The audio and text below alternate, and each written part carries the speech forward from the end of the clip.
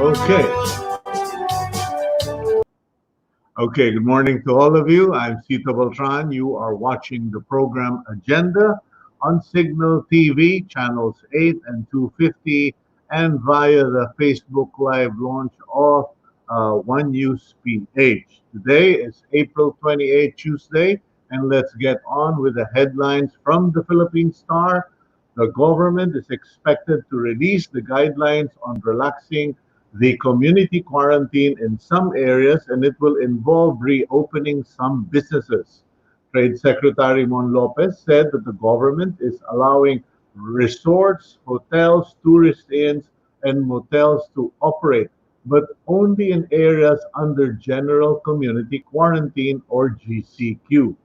This will take effect after April 30. The status quo will remain in areas under Enhanced Community Quarantine or ECQ, and as such, hotels cannot reopen in these places. Still on the tourism industry, the Department of Tourism is looking at new ways to accommodate tourists in famous spots. One of the measures DOT is considering is reducing the number of visitors accepted at tourist spots, especially in top destinations such as Boracay. They are also looking at decreasing the seating in restaurants and filling tourist buses at only half its capacity. Tourism spokesman Benito Bengzon admits this will affect the revenue stream of businesses, yet he says this will be part of what we dub as the new normal as the government tries to gradually reopen the economy.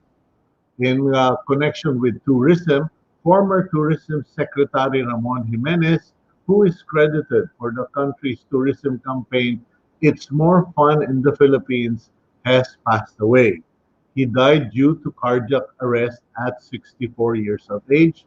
We extend our condolences to the family at this time, and everyone in the country is sharing your loss because Mon Jimenez was definitely a cut above the rest. Now, more with the news when it comes to barber shops and beauty salons, the government has yet to make a decision on their reopening. But the Interagency Task Force on Emerging Infectious Diseases, or IATF, is expected to discuss that today. Presidential spokesman Harry Roque states that while they will be discussing it, they are still not clear on how to observe social distancing in barbershops and salons, and as such, reopening them remains a challenge. Next up, the Asian Development Bank has approved a $200 million loan to the Philippines. This is to support the government in providing cash aid to affected households amid the COVID-19 pandemic. ADB Vice President Ahmed Said said that the pandemic has disrupted the livelihoods of millions of Filipinos, and as such, it could set back the country's gains in reducing poverty in the recent years. ADB is also preparing another project to support the government's financing of the four-piece program. Six candidate vaccines against COVID-19 are now under study in various parts of the globe, says the World Health Organization. And the agency is continuously calling on scientists and institutions worldwide to join the efforts in developing a vaccine.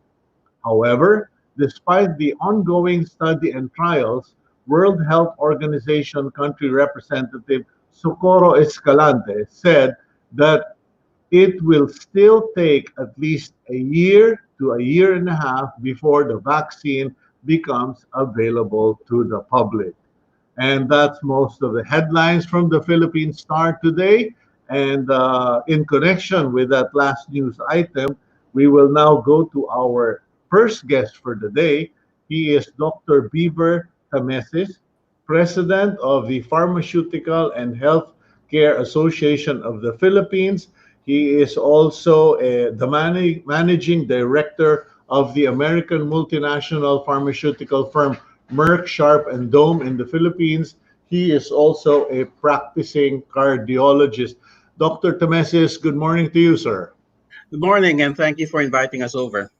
Well, I'm really curious as to what you could share with us this morning, because based on what the World Health Organization acting representative in the Philippines says, it's going to take a year to a year and a half to develop the vaccine.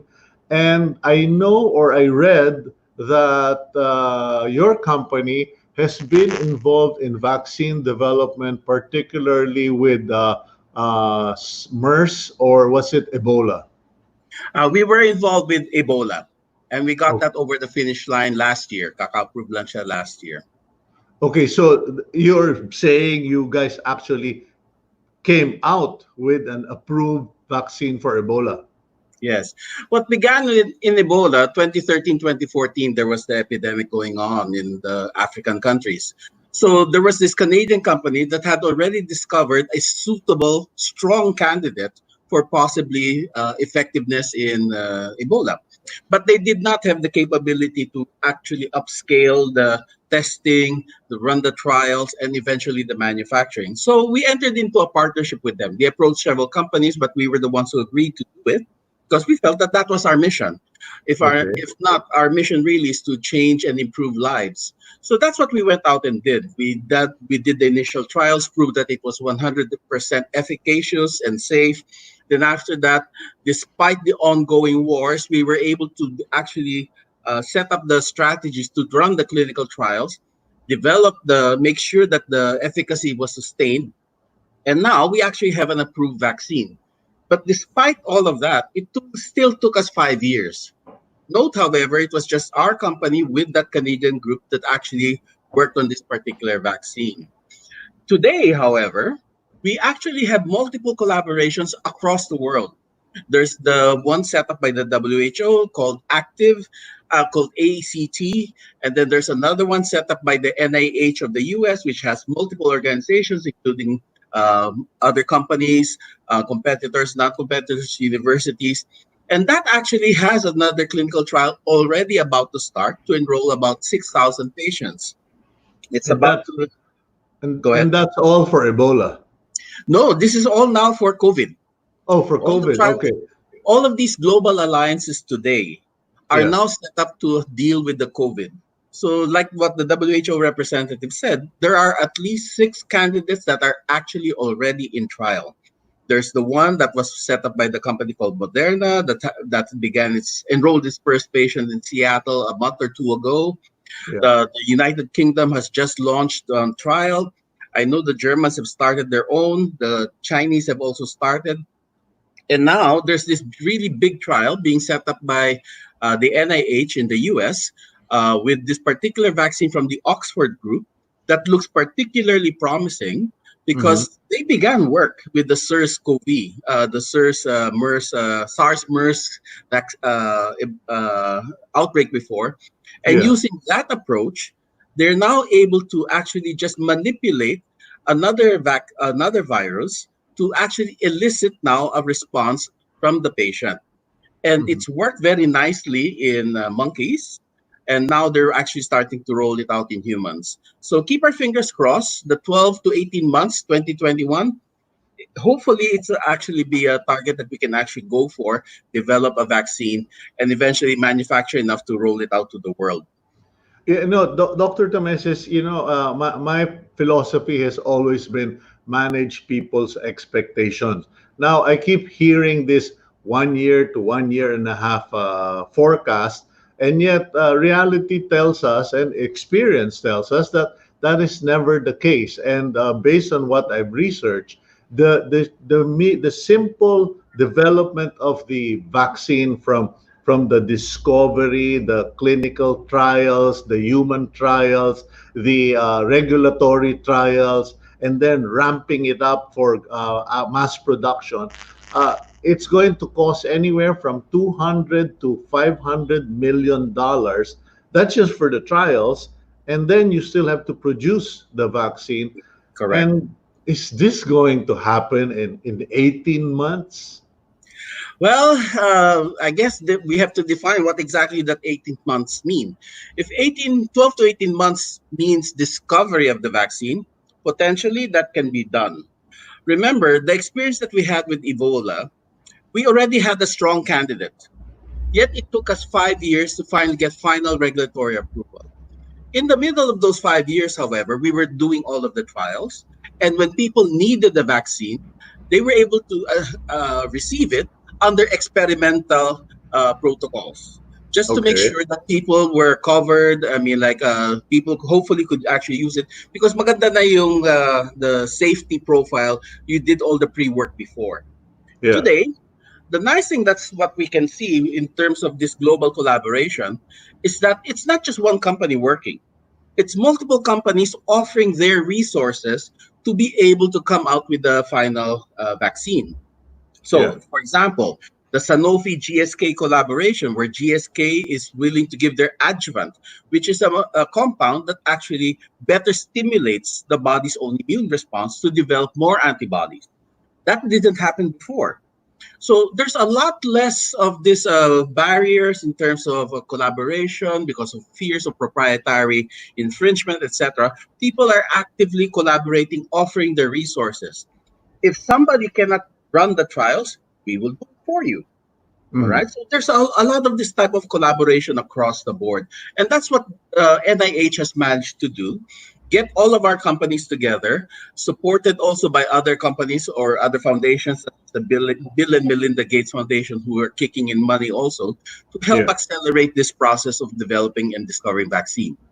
So the 12 to 18 months, beginning with this strong candidate, is probably the time frame to actually say, yes, it looks like it works. After which, you now have to ramp up the manufacturing. Obviously, in parallel to this, normally companies would wait for the results before they start their manufacturing. But today, many companies are ramping up their capability to potentially be able to produce the vaccine in parallel to the running of the trials. So sabay-sabay, hindi na sequential, kundi sabay-sabay sila umaandar. But So is hopefully that that shortens the process. yeah? But is that logical for companies like Merck, Sharp, and Dome? Because you could be. I mean, financially, can you actually afford that risk or that investment if at the end of the run your vaccine is rejected or doesn't pass muster? Well, that is our mission in life. The mission of Okay. life, in life of our company is to find and invent things, right? We Yeah. are inventing for life always. So this is probably the most invention that must happen. So we Okay. have to invest. We have to invest. And the factories that we create or build up to be able to make potentially this COVID vaccine could potentially also be used to make our other vaccines anyway. So it's not as if it's a lost cause to be making this, if that vaccine fails, sayang itong resource na ginastos natin. No, Yes. potentially they could always repurpose these manufacturing facilities. They could always be repurposed. Yeah, But which is what's happening now. right. But the important thing is we've made commitments. Every company that's involved has made commitments that we will go for this because this is a game changer. It's a pandemic. We are all in this together. So we do need Mhm. to sink or swim together, and we choose to swim so that we Okay. can actually fight this virus. Okay, so there is a strong candidate in the U.S. There Right. are a couple of candidates all over the world. Now, some people locally, and I need your inputs on this one. Mhm. What about in the Philippines? We already came up with our own testing kit, courtesy Yeah. of the University of the Philippines. Now, what is the possibility? Because I've been told there have been many occasions where Filipino scientists did come up with medicine, with inventions, etc. Can we not come? Do we have the capacity or capability to at least discover a vaccine? The RITM had in the past, 20 years ago, when I was still in training, had in Mhm. the past the capabilities or were ramping up the capabilities to actually get into manufacturing, potentially vaccine discovery. And this was under the late Dr. Olveda. Unfortunately, we are where we are right now. So that's a problem. We It did not requires invest. We did not invest on our healthcare and on our science and our research. So our scientists ended up with multinationals. In fact, a recently retired top scientist of Merck in the U.S., our headquarters, is actually a Filipino. He actually worked heavily, was so heavily involved in the discovery and development of some of our pediatric vaccines.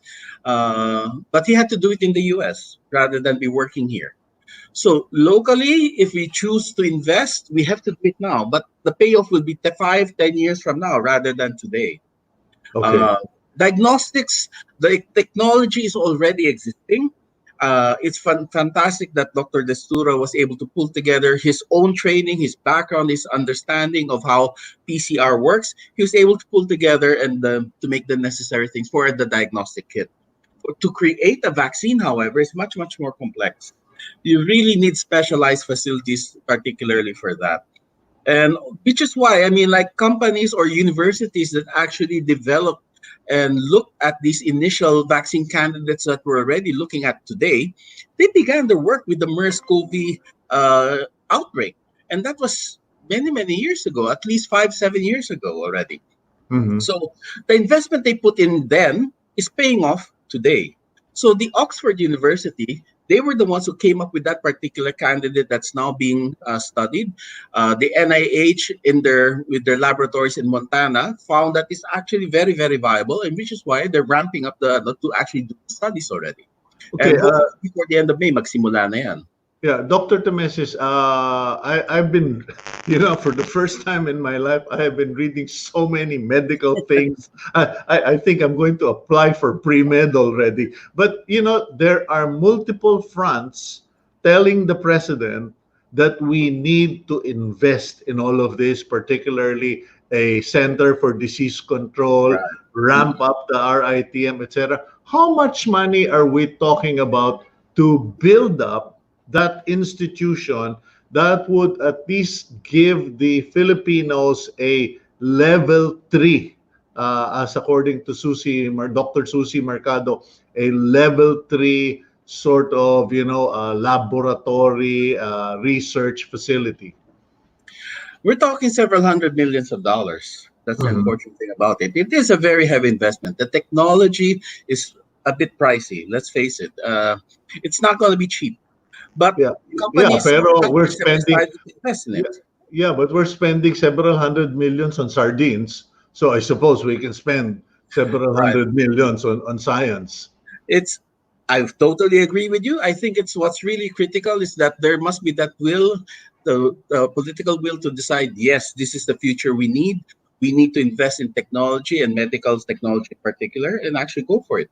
Now, Okay, the now, CDC may have a different function. It may be more focused on containing outbreaks, containing how to respond to pandemics.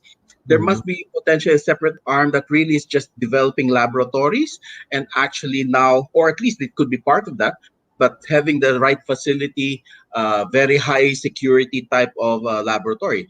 China in Wuhan has that, where they actually also have their own separate CDC with the laboratory facilities to study viruses, etc. Okay, based on your experience, now going back to the commercial aspect, because while you are president of the PHAP, you are also president of Merck Sharp and Dome. Now, how attractive would selling or bringing a vaccine into the Philippine market, given what happened to Dengbaksha? Because I know that many in the pharmaceutical industry took a beating, a lot of harassments because of the Dengbaksha controversy, and which was unfair to say the least. And I heard that some people are saying that, well, even if there's a vaccine, we probably won't be too eager to bring it to the Philippines after the beating we got out there. Obviously, that episode sent a chill through the business community, through the Mhm. scientific research community. We were also about to embark on our own dengue studies for our own different type of vaccine. But obviously, that caused us to take a pause, think about our strategies moving forward, what we needed to do to ensure that the trial can actually be completed. Now, Mhm. in a pandemic situation, it would be really unfair, the inequity that we would have as a nation if we could not get access to the vaccine. I think the WHO, along with all of these collaborative efforts, is actually starting to look at how to equitably distribute the vaccine throughout the world. Mhm. Obviously, there must be willingness to accept the vaccine. Para hindi naman panay rich nations lang nakakabili ng bakuna, but there must Okay. be willingness on our part also to be able to accept the vaccine. And I really hope that nobody starts calling it pinag-eksperimentuhan tayo, because we all are in this together. I think the choice is between pinag-eksperimentuhan versus actually potentially getting a vaccine that will prevent you from gaining or getting ill. So yes, it was a bit of a difficult situation, but I think moving forward, I think we will make sure that all the I's are dotted, all the T's are crossed. Talagang ano, so that we get all the necessary approvals before we actually start rolling out the vaccine. Now, uh, government will have to play its role in terms of Okay. the regulatory aspect. Uh, Obviously, all of us, our public relations efforts, our communications efforts must be out there to make sure people understand the value of what we're actually bringing here. Para hindi man sila manakot or matakot with the coming of the vaccine. Because there are a lot of vaccine disbelievers, anti-vaxxers out there who may potentially again say, "Oh no, you don't need it." Fine, it's your choice not to get vaccinated, but please, naman, don't prevent other people who want it from getting it. Okay. Now, what what what is the option of the Philippines? Because to start with, as we all seem to agree, it's going to take anything between 1.5 years to 5 years to actually have that vial in front of me. Now, in the meantime, what do we do? Because I just did some board work last night, and I said, okay, we have 7,777 reported cases. You minus the recoveries, you minus the death, it goes back down to 6,000 something. You have 511 deaths, and I know one person dying is tough enough. 511 is a nightmare. But when you compare it to the global experience, it is such, and I hate to say this, please forgive me, but in comparison, the rate of death in the Philippines is so insignificant compared to Spain, Italy, America. Wouldn't we be better off embarking on a health prevention program, like washing your hands, alcohol, etc.? Can we actually survive? Because the studies, or at least the data, are saying that 80% of the population will probably get it, will be asymptomatic, or it will be mild. It will only be people like me who are old with comorbidities that have to really watch our back. Present company included. Uh, Okay. I hear what you're saying. I hear what you're saying. And yes, we have been fortunate that the numbers are not worse than they are. And in Mhm. fact, our doubling time has actually improved from 3 days back in early March when schools were suspended and suddenly quarantine was started. The doubling time has gone from 3 days at that point, meaning the number of cases doubled every 3 days, to now be close to a month. It's actually close to a month. Before you go, say, from 5,000 to 10,000. This is already our second week, and we still haven't breached 10,000. About 2 weeks ago, we were at 5,000 cases. So if the doubling time were just 3 days, we would have been way past 10,000 already. But no, we're still below 10,000. So the doubling time is really extended now. And that's the impact of the community quarantine. So Yeah. yes, some amount of physical distancing, uh, use of face masks, frequent washing of hands, the use of alcohol, all of these things do help. Definitely, Okay. they will help. Mhm. So that's really going to be part and parcel of the new normal to try to break the transmission. What we're trying to do here is really break the transmission of virus to the vulnerable patients. So it seems to be working, but we all know that this is not sustainable. At least the enhanced quarantine, we all know it's not sustainable. There's no revenue coming into the government. Kaya panay utang na from the ADB, Yeah. the World Bank, etc.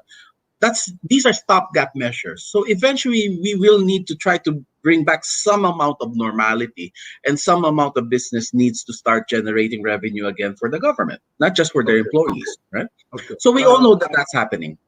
At the same time, we need to enhance our treatment strategies for when patients who actually become moderate to severe actually require hospitalization and require treatment.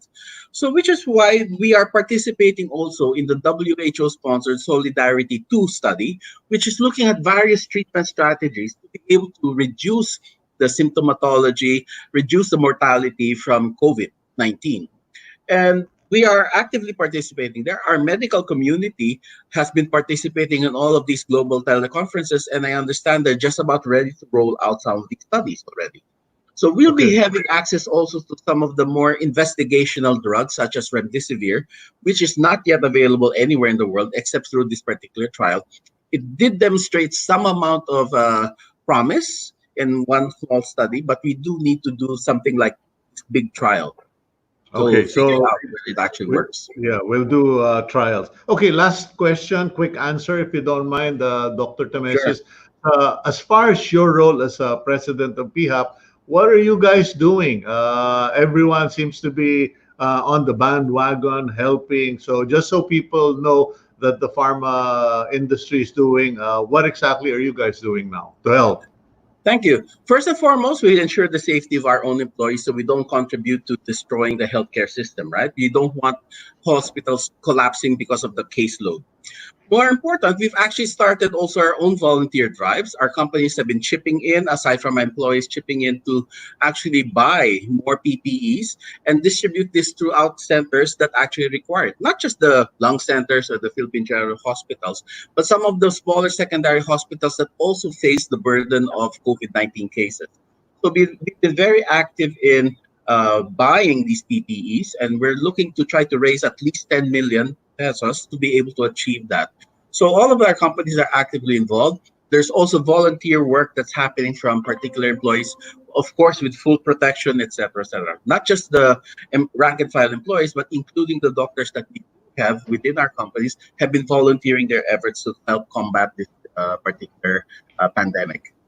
Okay, well, I'll have to let you go because I think our signal is getting shaky and it's giving me the hives already. Thank you very much, Dr. Tamesis, for your inputs today. I hope that you stay strong, stay safe, and stay healthy. And God bless you.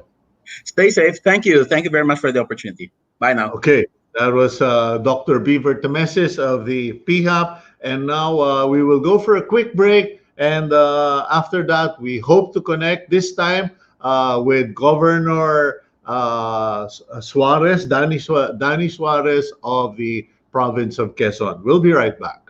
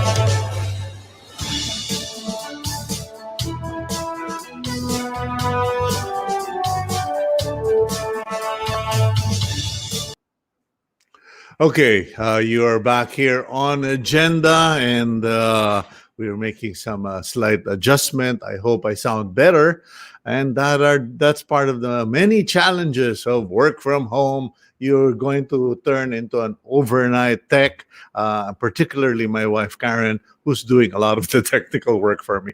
Okay, next up we have Governor Danilo Suarez of the province of Quezon. I hope we have a better connection this morning. Governor, good morning po. Magandang umaga Sito at magandang umaga sa iyong mga taga-manood at taga-pakinig. Kamusta naman po kayo dyan sa Quezon, particularly you, sir? How is your health? Sana naman di ka tinamaan ng COVID-19. Wala pa. I'm still okay. In spite of my exposures, medyo marami na nang tumatawag ng pansin sa akin na masyado raw akong naka-expose sa mga frontliners.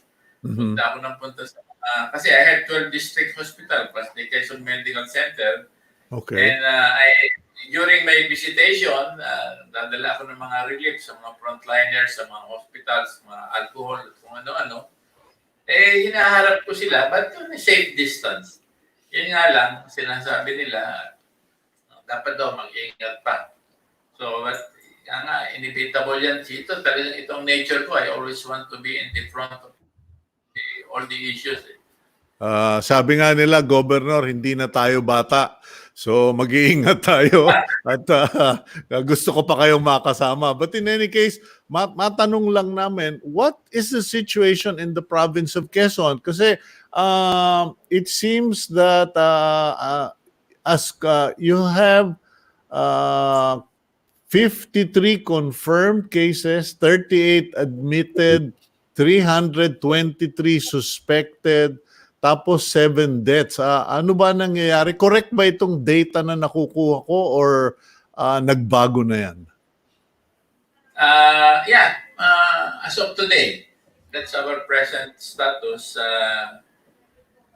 It's sad that we have this problem, but if you will compare us with our neighboring areas, you can say, Sito, that we're faring well. I think itong mga katabi kong lalawigan, kasi kami, very close kami dito sa Calabarzon. Yes, sir. Tatawag kami at maghihingihan kami ng mga tulong. Ang pinakamataas, I think, is Rizal with 291 and 263 ang Laguna. Then Cavite ang pangatlo, pangapat ay Batangas at kami ang panglima. Okay, paano ba nangyayari yan? Where are these cases? Doon ba sa mga syudad? Kasi meron naman kayong syudad, yung Lucena City, for instance. Ito bang mga kaso ninyo ay nagmumula sa matataong lugar or kalat all over Quezon Province? Well, sito ang source ng aming infection ay yung mga migrants na nasa labas ng Quezon na nagsiuwi. Doon ang galing. Kaya kung nag-lockdown ka agad kami na wala kami pinapasok nung simula ito, Okay. kami. Pero dito sa 41 towns namin dito, we have 2 cities, Lucena and Tayabas, and 39 municipalities. 8 lamang ang meron kami. Yung iba are COVID-free. Marami kaming bayan na wala pang COVID up to now. Okay. So only 8 towns in the 41 towns in Quezon. Ngayon, kamusta naman po ang inyong mga healthcare facilities? Kasi base dun sa nabasa kong mga rekomendasyon kay Presidente, napakahalaga na meron kayong tamang bilang ng mga COVID hospitals, dedicated quarantine areas at mga enough health workers. Di po ba maraming tiga Quezon na nag-abroad na, mga healthcare workers na nag-abroad, may natira pa ba dyan sa Quezon? We have one case na yun, yung isa sa mga naging COVID case namin ay yung nagtatrabaho sa abroad na bumalik dito at isa seaman. So, ang how I look at this issue, Yes, sir. I'm concerned na meron tayo ganitong problema, but at the same time, I'm concerned about the situation of the population. We must survive. We must work. Kaya nga sinabi ko na may certain time na hanggang dito lamang dapat itong ating quarantine sapagkat paramount sa atin, number 1, ang vegetable ng National Capital Region at Region 4 mostly is coming from Quezon. Ang inyong mga seafoods, isda at kung ano-ano pa man, nasa amin ang seaport outside of Navotas. Yung mga livestock, baboy, baka, kambing, at iba pa. At yung poultry, nasa amin lahat ng poultry. Manok at saka itlog. It's all here in Quezon. That's why dapat mag-ingat kami sapagkat kami ay tinamaan ng serious na issue na ito. Lahat na industry na ito maapektuhan. We're talking about shortage. Kaya alagang namin itong kalagayan namin dito sa ito. Okay, pero kamusta naman po ang inyong capability to respond to COVID-19? Sufficiente ba ang bilang ng mga hospital at mga frontline workers? Those are our heroes, Sito. Okay. And I think we are responding well. Right now, yung Quezon Medical Center lamang ang area na mayroong COVID. Ang outside of that, but we still accept non-COVID case up to now. At I have a total of 555 bed capacity. Itong aming working relation with the city government at saka private hospitals, napaka-close ng aming usap dito. Ina-attend na lang namin yung criteria to meet the standard na itong isa naming hospital can be considered as a safety testing laboratory. So, pagdating dyan, but as of now, I'm trying to get in touch with Governor Remulla ng Cavite dahil sa alam ko malapit na siya munang ma-qualify. Doon muna kami magtutulungan. Okay, so magbabago ang priority ng lalawigan ng Quezon in the sense that you will now have to make investments for your own laboratory there for the province and for the region, I suppose. Yeah, that's correct, Sito. That's correct. At as of now, as a matter of fact, after this interview with you, uh, we are we have an ambitious program right now of touching 250,000 of our household, meaning 250,000 families. Tuloy-tuloy yung aming padala ng food packs. At Okay. Kasi ang isang reason dyan, pag dito sa highly urbanized area mo, pag hindi mo ito pinalabas, for a certain period of time, for a certain period of time, nakapag-ipon yan para sa mga gastusin nila, but it will not last.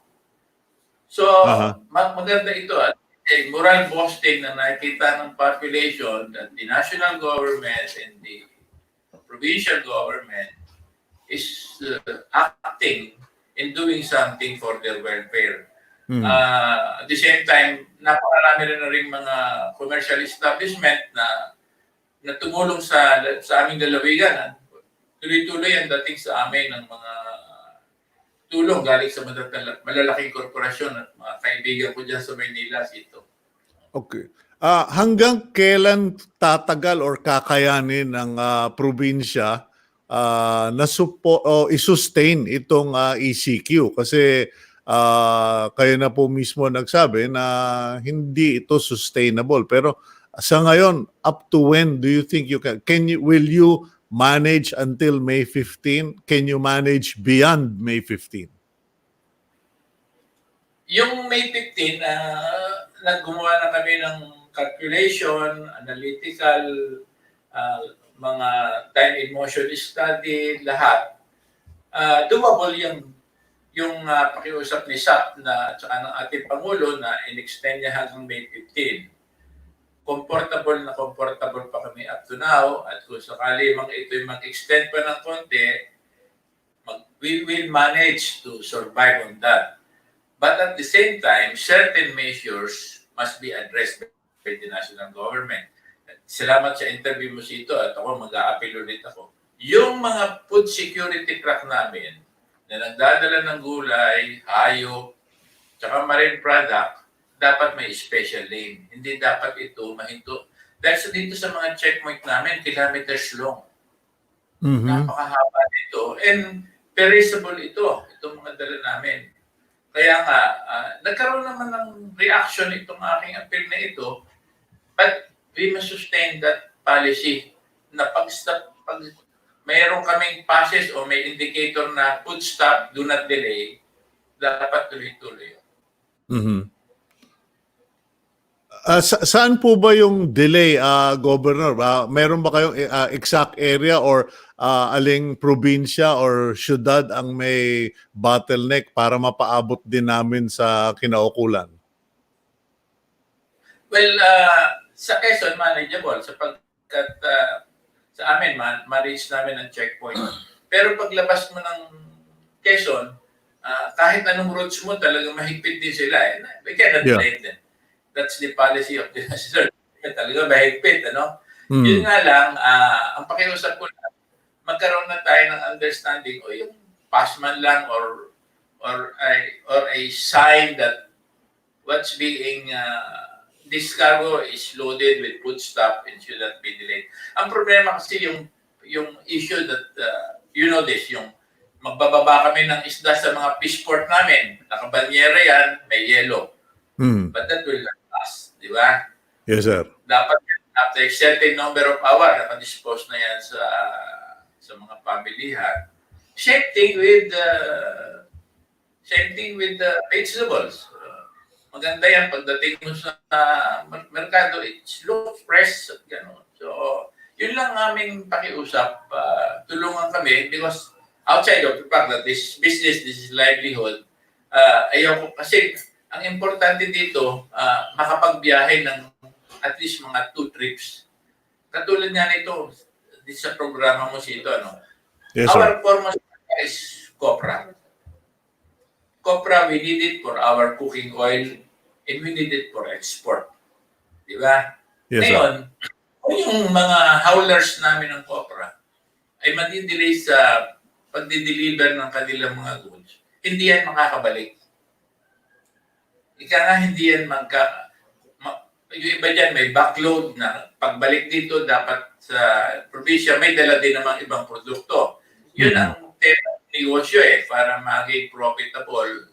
Kaya ang akin lang, basta mayroon tayong mga produkto na export-oriented, dapat special lane niya. Sapagkat business must continue. And at the same time, pagdating ng lifting na nitong ECQ, we flourish and parang accelerated na yung movement ng ating trade and industry. Actually, maganda yung suggestion mo, Governor Suarez, kasi nagkakaroon yata ng confusion. There seems to be a confusion on the lockdown on transportation. Cargo is not human, so therefore it's not contagious, except for maybe the driver and the pahinante. So siguro we should reach out to the IATF and we'll try to do our part that if it's cargo and not commuter, dapat pass-through na. Kung foodstuff. Kung foodstuff, yes. Okay, maraming salamat po, Governor. At tayo po ay naubusan na ng oras at alam ko may meeting pa kayo. We'll also try to send a message to Governor Remulla when we connect with him. Maraming salamat. Please stay safe, stay strong, and stay healthy. And God bless you, sir. Sito, thanks for the opportunity. Kapit tayo pag medyo nag-normalize na ito. Yes, sir. Okay, yan po si Governor Danny Suarez of Quezon Province, and he is appealing to the national government, the IATF, and siguro pati na Department of Agriculture if the vehicles or the trucks or the vehicles are carrying foodstuff, perishable items, and cargo na. Lahatin na natin. Basta cargo, palampasin na.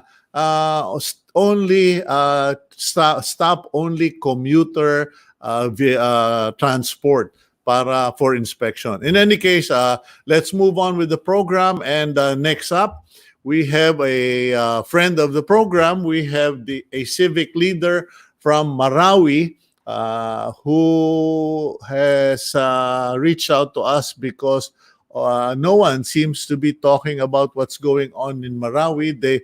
They were just recovering from a war. Now they have a problem. We have Samira Gutoc. Samira, magandang umaga sa'yo. Samira? Okay, wait a minute. Let's just check your audio. Can you hear me? Okay, I think Samira is having connection problems, but we want to hear from Samira because okay. Samira, I am hearing myself. Okay. Gab, pakibalik kay Samira, and we will try to fix that problem because Samira reached out to me yesterday, and the concerns are after the war in Marawi, they had to deal with the reconstruction of Marawi and relocation or reestablishment of the residents, and that was never settled and hasn't been settled in many places. Although the government has been doing a lot of work in the area, marami pa ring problema. Ang nagiging problema ngayon is tuloy pa rin ba ang government efforts, activities, reconstruction, returning of the residents because of COVID-19? We really have no idea, and I don't know if we have the connection with Samira. Just let me know, Gab, if Samira is there, and put her in. Okay. We're not getting any audio. Okay. We will try to figure that out. In the meantime, allow me to bring up certain issues. Okay. Bago natin mabalikan si Samira, pag-usapan natin, let's talk about this issue of the stricted. Okay, I'm playing with words here, but we've been into enhanced community quarantine for some time. And I don't know if many of you noticed that last end of last week to this week, the people in charge of the enhanced quarantine implementation, particularly the police, the barangays, have become stricter. And there have been so many incidents, and I actually just finished an article about it. And I entitled the article Shooting, Wrestling, and Shaming. And that's been happening the past few days. We've had one shooting where a retired military personnel was shot and killed by a policeman. We have that wrestling match that took place in Dasmariñas village yesterday, and we have which is now viral on Facebook. And we've had a number of incidents where, like that incident in the condominium complex where policemen were called in and they ended up shouting at the residents, etc. Now, I think many of our viewers know that I have been very supportive of the Philippine National Police. I have been very supportive of the national government and local government regarding ECQ. In fact, even though I have a pass as a journalist, I have really limited my movements to just around my barangay and only one trip to Quezon City from Pasig just to get equipment for this program. But I've written that article and I'm talking about this issue of pushback. Filipinos are now pushing back or resenting the strict implementation of ECQ. Not that they don't support ECQ, but some people are just getting ridiculous in the implementation of ECQ. When you shoot and kill someone, that's no laughing matter. Do we now put Ragos, I think he's a corporal, do we now put the individual in the mortality rate of COVID-19? Or is he a crime statistics? We don't know. Now, the point is we need to rationalize ECQ. We still have 2 weeks to go, 2 weeks and a couple of days under ECQ in Metro Manila and certain provinces. The DILG needs to sit down and evaluate what they really want to do, what they really mean to do. Because Dr. Susie Pineda Mercado yesterday told us the ECQ order is for us to stay home, not to stay indoors. Now, if we are going to force people to stay indoors, we are compromising their health, their sanity, and their well-being. And when we impose our authority on people, as like what happened in Dasmariñas village, or in the shooting, or in the shaming cases all over the Philippines, people will slowly but surely resent it, and that resentment will come to a boil, and we don't want that. I've always said in the past, there are times when it is better to be kind than to be right. Now, we don't want a pandemic, we don't want contamination and outbreak, but let's not use that threat just to scare people into compliance. Let's use communication to make people comply and agree. But our communication, our instruction needs to be sensible. As presidential spokesperson Harry Roque said quite well, there is the law and there is common sense. The DILG needs to cascade that common sense into the implementation of the ECQ in Metro Manila and in Luzon. And okay, we'll go for a break. When we come back, we hope to get the rest of our lineup back on air.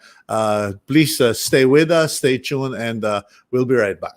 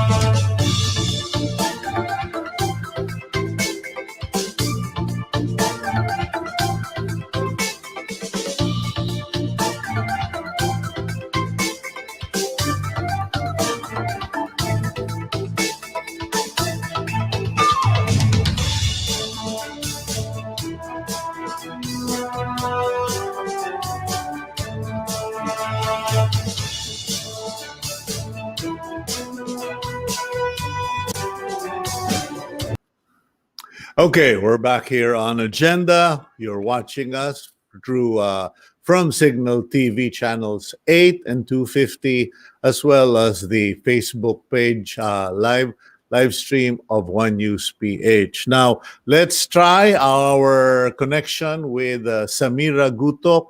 Samira, are you there? Am I? Hi po, Hi. good morning. Finally. Assalamualaikum, happy Ramadan. Okay, Samira, let's get on to the situation dyan sa Marawi. I was just saying, we are expecting or assuming tuloy-tuloy ang government operations and ang mga civic organization. Pero kamusta ba? Paano kayo naapektuhan ng COVID-19? Well, kasi nga Maranaos are traders po, vendors. So that's zero, mobility ng mga vendors. So the source of income, the major industry, the source of money is wala. So gutom yung tao, marami pong PMs for gatas, etc. So ang panawagan po sa DSWD and LGU-IATF is to provide a window for payout sa MV Luwilier, which is the only one that can provide the releasing of cash daw. Doon sila nahirapan yung payout.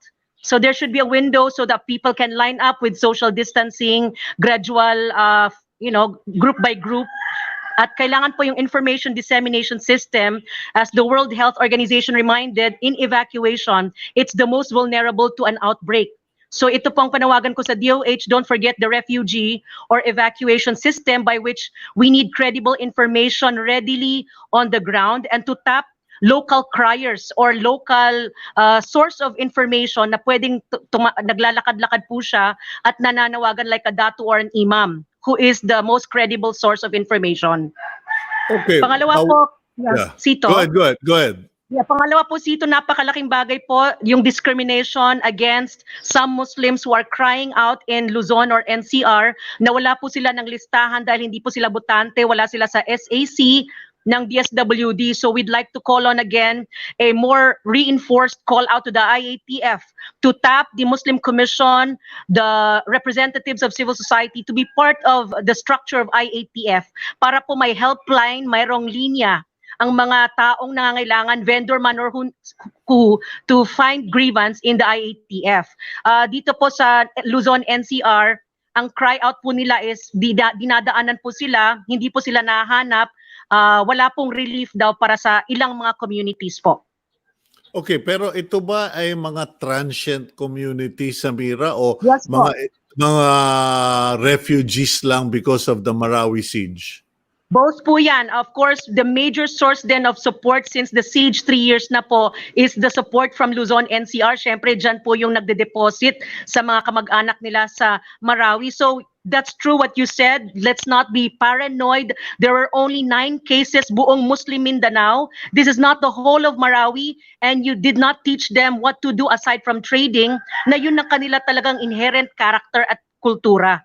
So sana po yung ating mga checkpoints, meron po tayong sensitivity and the DILG na hindi po lang wag itigil ang relief. Sinabi niyong itigil kung wala pong papel. Paano naman po yung mga kamusliman na yun, isa lang po ang komisyon ng Muslim na hindi pa maabot ang lahat? Mhm. Okay, kamusta ang sitwasyon sa Marawi City? I'm sure there must be a local government unit there na tumutulong at nagbibigay ng mga social amelioration. Sir, the relief aid has been being distributed, pero yun po hindi naman siguro naaabot kasi nga may mga PM ang mga kamag-anak or mga nasa bundok, no, nasabi nila hindi kami, yun naman ang kailangan pong nating nandin, at saka yung mga cramped up, no, wala nga pong local crier as the WHO would say. There is a local person that tries to kind of like call out, shout out, ito na yung relief, darating na kami. So yun ang suggestion sa mekanismo na indigenization. We need to tap into a local leader na hindi naman siguro magkaka-COVID dahil people are in their houses and they just need to have an information system. Not everyone has Wi-Fi. Not everyone has cellphone, especially mga mahihirap. Okay, kamusta naman sa health facilities, hospital? Kasi alam No ko na testing pa po. Sito, no testing. Siyempre, Kimi siguro pinaka huli, despite that kami po yung pinakamarami na pumunta sa trading, Green Hills, China. Dapat po nag-testing po dito kasi nga traders kami and we're traveling around. So, but again, nakita after 2 months almost na wala masyadong local transmission. Okay, local transmission dyan sa Marawi? Or Yes are you po, talking? in Okay. Marawi. This was yung 1, 2, 3, 4, 5 matatanda na namatay at galing Manila, merong history of travel. Okay. So why kill an economy, Sito? Why kill an economy that is dependent on vendors and trade when you can't even offer to find and locate everyone who needs you? So yun po yung unique situation sa evacuation po na panawagan namin sa IATF. Sana po yung Muslim Commission, Ramadan po ngayon, sana hindi naman pangatlong year, gutom pa rin ang tao na iilan, no, sa mga maraming areas. Make them represented in the IATF.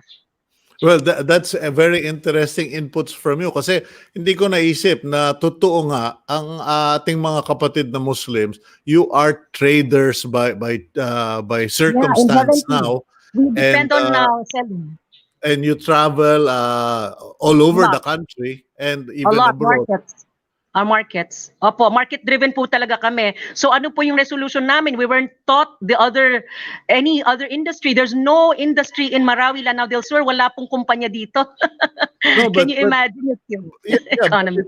Of the checking, the testing. Kasi ang tinetesting natin yung mga, nag-umpisa tayo tracing the Chinese, and then tracing the OFW, and then tracing the symptomatics, but it never occurred to us na mag-testing sa Muslim communities. Yes, dahil they do have a high rate of travel and they could be carriers. Not to discriminate. Tama yung point mo. Dapat pati yung mga kapatid na Muslim tinetesting para malaman.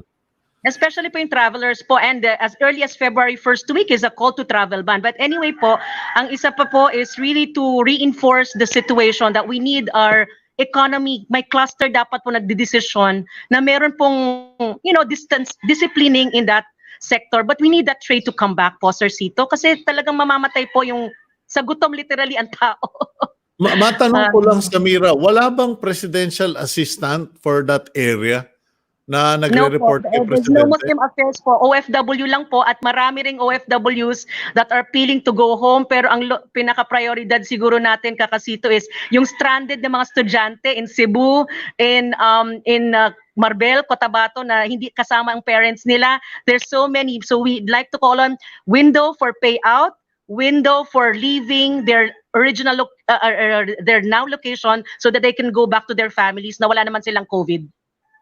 Okay, I think you've said a lot already, and we hope that because we are being monitored, being watched by the executive department, ay nakuha na nila yung mga inputs mo, and we hope it helps everyone making the correct policy. Pauwiin yung mga estudyante stranded in Marvel, Cotabato, in Cebu, Marawi, opo. to Marawi, open up the Lulier time para makapunta yung mga tiga Marawi sa MV Lulier para makakuha ng kanilang payouts, and then testing of the Muslim Muslim community community. and representation in the IATF. Dito Okay. yung mayor, sana po please include the Muslims in your SAC. Hindi po kami sana po nadidiskrimina dyan sa mga LGU ninyo. Okay. Maraming salamat, Thank you. Samira. God bless po. Okay, please stay Stay safe, strong. everybody. Happy Stay- Ramadan. Okay, stay strong, stay safe, stay healthy, strong. and Allah bless you. Okay, God bless. that's Samira Gutoc.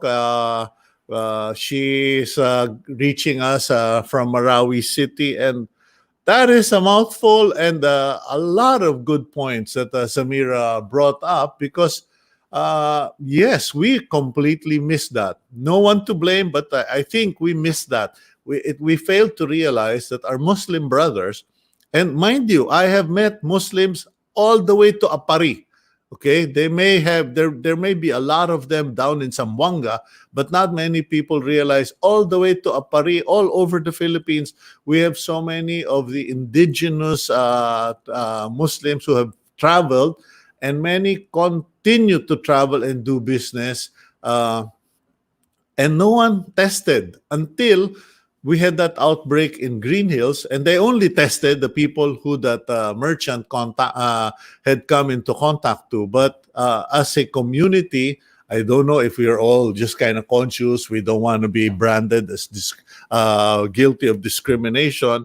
But in any case, testing of the Muslims, opening a window for people to get their payout from that one source in Marawi, helping the students who are stranded in Marvel, Cotabato, and Cebu to get back to Marawi, and for representation in the IATF. Okay, now let's go to a couple of guys who I hope can help us better understand the basis for the extension of the ECQ.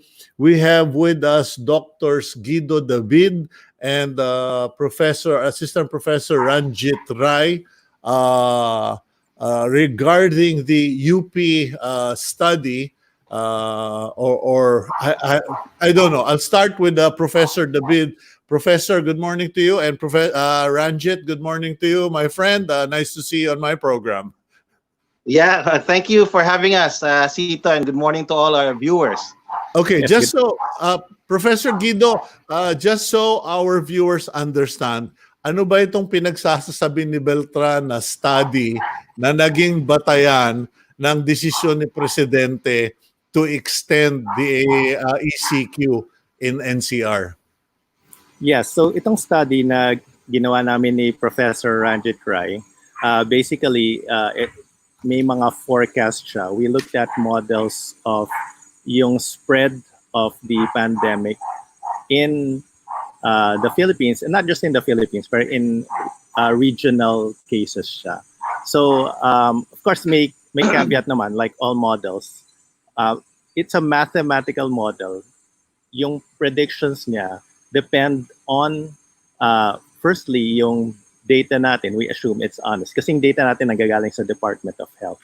So, yun yung isang caveat. And also, it depends on a lot of assumptions, or kahit hindi naman a lot, pero it depends on assumptions na pwedeng magbago every day. So, pero itong study na to, we looked at yung rate of transmission, yung new cases provinces in the Philippines.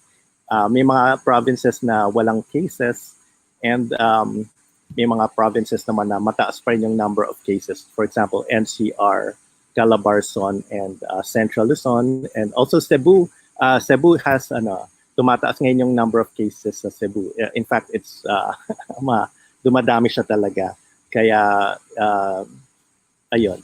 And then, aside from that, we also presented protocols for opening up. And I think siguro maybe I can defer this to Professor Ranjit kasi siya yung nag-present ng Okay. mga protocols for opening up sa paper namin. Yeah. Before you take the mic, Ranjit, I just want to ask a question that was asked by someone, and said, why are a mathematician and a political science and a statistician doing the analysis and not the Department of Health?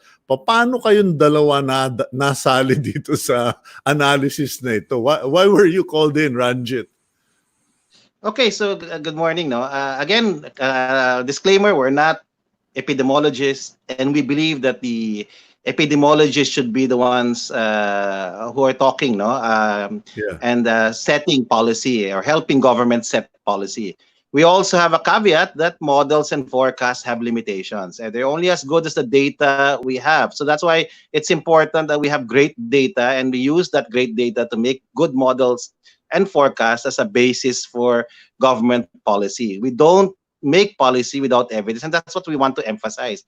And yes, we are just regular citizens like you, Cito, also wanting to make sense of what the existential threat around us. And that's why we did this study, and that's why we have so many limitations as far as the study is concerned. It's important to take note that while this is an UP initiative of faculty from UP, that this is sponsored by just for transparency, sponsored by a company called Octa Research, which is a survey and policy research company, and it has a website, and people can visit that website. We have an FB page also. We're doing this, Cito, every week.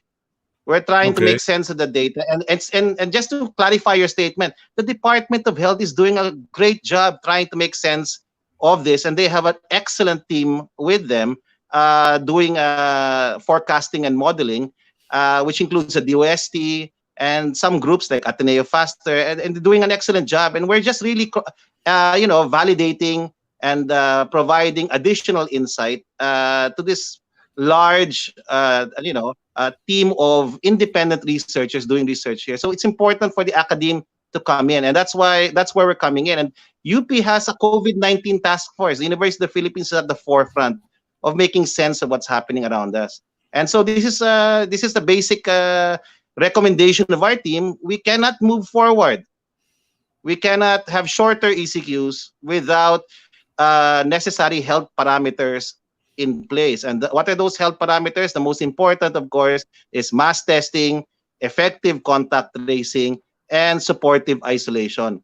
This is the basic message we have had in the last 4 forecasts that we have published in the UP website, and we're going to come out with a new one tomorrow with the same insight. Of course, new models and forecasts, but reiterating, we cannot move forward as a country. We cannot overcome and prevail if we do not have the basic minimum health parameters in place. And we might likely, Cito, extend the ECQ if we don't have testing in place, because our data does not account for testing. Eh, walang testing, Cito, hindi natin malalaman yung totoong picture. Our visualizations, our graphs are only based really on data we get from DOH, and so are the others. And so without testing, we may not understand the true situation or picture of the pandemic in the Philippines. Hindi natin alam kasi maraming asymptomatic cases. Kaya we're cautioning government right now on your own show. Now we have to get the evidence, the data first before we decide to move from ECQ to GCQ or to even grant GCQ to places. Okay, and we can only do that if we have the minimum health parameters in place, and that's testing, tracing, and supportive isolation. Okay, Guido, just so we're clear, no, you can come in at any time. We'll just try to learn to give way to each other when someone is speaking. But in any case, look, Ranjit, you are scaring the hell out of me, and you took the words out of my mouth because you know me. I'm a lazy reader, but I went through your entire report and I highlighted so many lines of your report. And what you said is scary, that we can actually end up having to extend ECQ unless we are able to do enough testing to give you guys enough data to determine whether it's safe or not. But how much testing do we need to do, and how fast do we need to do it? Guido, you maybe can answer that. Yes, actually, Sita. One report cited at least 30% of the population must be tested. Pero we don't have that kind of capability. And right now, I think we're targeting 8,000 testing tests per day. Yeah. Mababa pa nga yun, actually. But if that's the capability that we are able to organize, it's better than nothing. So, kumbaga, kung aning testing na magawa natin na capable tayo, I think that would be yung target natin right now. Because we cannot target 30% of the population. I mean, we probably can't even target 1 million people over a short period of time. I mean, look, we have what, 100 plus million. 30% is what, 30 million. And America only tested 4 million of its population. And that's already the US. Now, wouldn't it be a lot simpler, Guido, Ranjit, to just quarantine those who are sick? Because there's now this pushback from other sectors globally who are saying quarantine is about putting sick people in confinement, not the healthy ones. And we are just doing a vicious cycle, or a dog chasing its tail, wanting testing, but not having the means or the capacity for testing. And in your report and in your analysis, you guys pointed out one carrier is all it takes. So it's, I don't want to say it, but it sounds like a pointless exercise. So why don't we, I don't know, Ranjit. Sito, alam mo, it's not pointless actually. I mean, all over the world, people are beginning to come out, and this is something that we're gonna propose in our next policy brief coming out likely tomorrow. That government start a conversation about its long-term blueprint for recovery. And when you look at the examples all around the world, particularly in the United States, there are two blueprints that have come out. All of them argue the same thing. If you want to open up, if you want to prevail against this pandemic, if you want to mobilize more of your labor force to take part in the economy, you have, over the medium and long term, need to develop the capability for testing, tracing, and supportive isolation. That's the only way forward, my friend. I mean, we're not epidemiologists, but that is the minimum that we need to do, and we have to face it. Is it a cost? It will be a great cost, but it's also an investment in the future.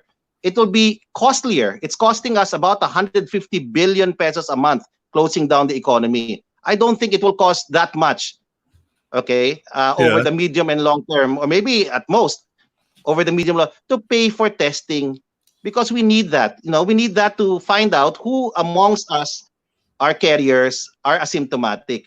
And yes, I want to reiterate your earlier position. I was watching your show and listening to all your guests. You're right, Sito. I mean, the ECQ is working. Government made the right decision to extend it. But yes, in the effort to make it effective, okay, we must ensure that civil liberties are protected, that due process is respected, that health, okay, and data privacy, has to be recognized. Okay, and that the ECQ, the implementation of the ECQ, should be ethical and humane. Moving forward, we will envision a time when we move from enhanced to GCQ and finally opening up.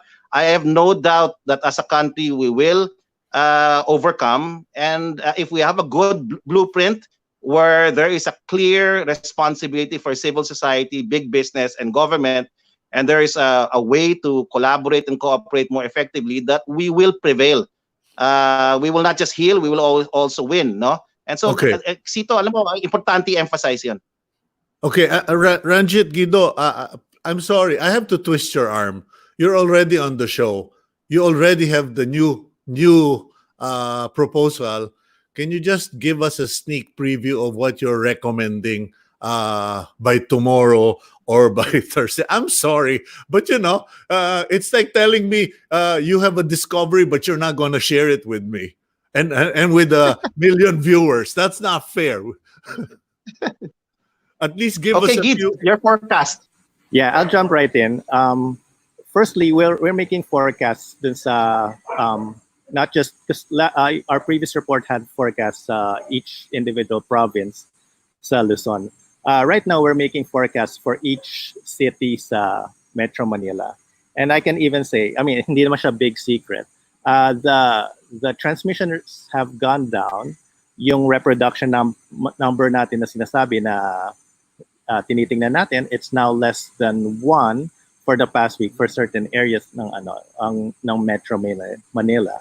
And they suggest that the curve is flattening. Yan yung mga sinasabi ng mga tao na parang hinihintay nila.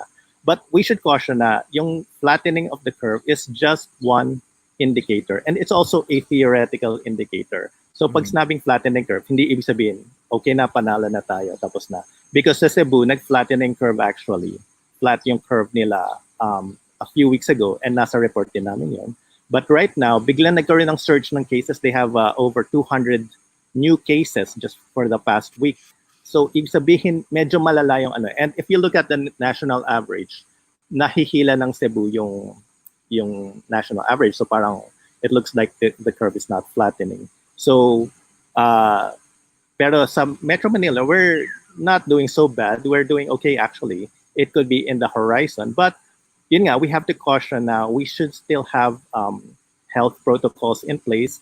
Kasi kung overloaded ng health system natin, pag nagka-resurgence, paano na yung mga hospitals natin which are already overloaded? So they should have some capacity requirements muna before we reopen.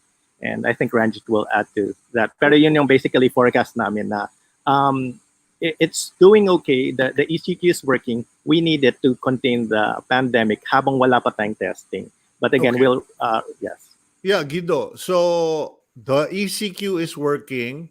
We are below 1 in terms of scores, so which is good because below 1 is basically minimal na lang yung mga infection cases.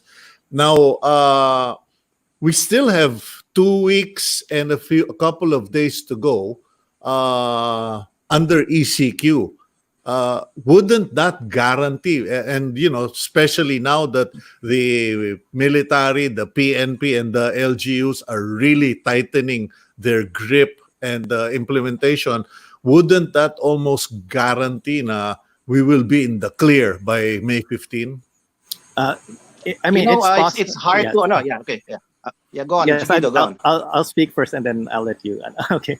I think it's it cannot be guaranteed kasi yun nga, like in the case of Cebu, 2 or 3 weeks ago lang, they were less than 1, but now ang R nila is right now nasa 4 from 1 to 4. So minsan it's just one case may nag-spread sa isang barangay doon, and suddenly they have an outbreak there, and that's very concerning. Also, one of our safety measures is yung testing. Ito yung important because it's possible na underreported yung number of cases natin. So yung model namin, as good as the data, nakikita namin na R is less than 1 based sa data, pero pag nagkaroon ng testing, baka marami pa palang asymptomatic, which could be 30% of the total number of cases. So may mga additional asymptomatics pa na hindi na ma-monitor or na-discover. And pag na-add yun sa data, baka pwedeng dumami na naman yung cases. And in fact, Guido, yes. sorry, Guido. The one thing, Ranjit, that's really bothering me with all of this is that we keep saying 2 weeks is enough to wipe out the virus. And we've already been on lockdown for more than 30 days. So parang, okay, I understand merong transmission, may process, but if you have ECQ, you have isolation, you have testing, and you have the duration, these things should have been wiped out and it's still not being wiped out. Is there something wrong with our medical presumptions? Meaning, is it possible that this cannot be wiped out in 2 weeks? Is it possible that this is a virus that has... Let me come in, Sito. Yeah.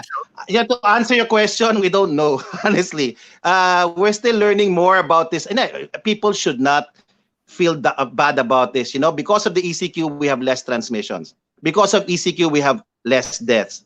Imagine we gave a scenario. If we prematurely open up, Sito, there'll be 70,000 more transmissions. There'll be 3,000 or 4,000 more deaths by May 30. Now, which is better? Okay, it's not an issue about lives and livelihoods. It's an issue of what is a costlier, disruption for the country. And it's not just a problem, Sito. It's a global problem. Every other country is grappling with this pandemic, and the response is also different for countries.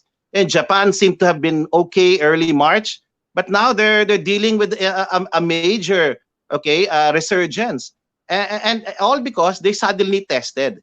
So what's the takeaway? We need to work together on this. We need to be cautious. We need to be evidence-based when we decide. And in the end, what we do as individuals, as citizens, in our communities, in concert with government, is as important as anything the state does. So, we have the frontliners, and the health and public sector frontliners. They're going to help us win this war. But in the end, honestly, we're all frontliners. What we do in our communities will help us overcome and prevail in the long run. So people have to have a long horizon. 1 year to 2 years po to. Hindi to matatapos ng isang buwan. Hindi to matatapos na nag-flat yung curve natin. Meron pa rin. And we have the new normal will require us to test. The new normal will require us to follow health protocol. Yeah, Ranjit, iba talaga pag mga tiga-UP na nag-usap kasi derechahan, and not a lot of people in government are ready to say that this is going to be 1 to 2 years. And Guido, I agree with you. I of course, as the host, have to ask the questions and challenge the ideas. But I agree with you. Cebu gives us the real example. From 1 to 200, there is no arguing that. And at the end, in response to what Ranjit said, we are alive because of ECQ. Most of us are alive because of ECQ. Gentlemen, thank you. And I will have some troops go to your houses, bring you here, detain you, so you can be my first interview tomorrow, so you can share your new recommendations on the program. Maraming salamat, Doc Guido and Professor Ranjit.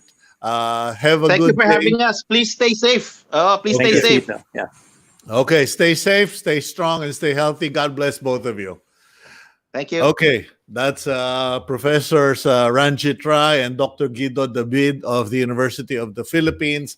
And that's a wrap as far as agenda goes. And I thank the good Lord above that we've had a good day. We've had a few faltering moments connecting to Marawi, but by and large, it was a good show. And we hope that you picked up a lot of information. Yes, some of the data or the opinions shared were kind of tough to swallow. But, as I pointed out, we are alive. Regardless of the situation, we are alive, and we should be thankful to God and to government for that. And most importantly, to yourself, because you stayed home, you stayed safe, you are healthy, and you are alive. Thank you for watching us. I'm Cito Beltran, and that's Agenda.